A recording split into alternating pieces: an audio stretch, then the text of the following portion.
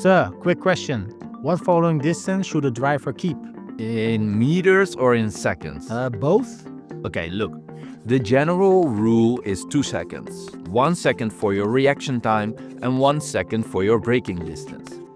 Okay, but how do I know exactly what 2 seconds is? Well, that's pretty easy. Let's say you see a tree on the side of the road and a car in front of you passes it. It should take 2 seconds before you pass that same tree. So just count? Yes, just count. 1, 2, yep, that's right.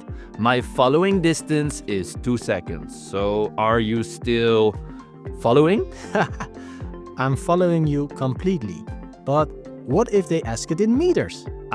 Then you need to be able to calculate quickly with a handy formula. And that is? Your speed divided by 2 plus 10%. Your speed divided by 2 plus 10%. Exactly.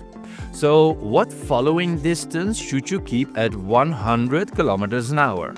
100 divided by 2 is 50, plus 10% is 55 meters? That's right, 55 meters. And let's say you're driving 120. What is your following distance then?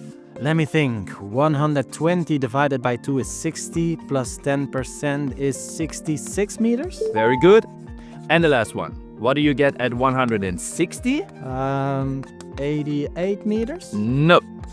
If you're driving 160, you get a fine. Very funny. Okay, fine.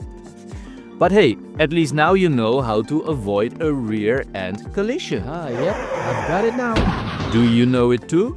Drop your answer in the comments.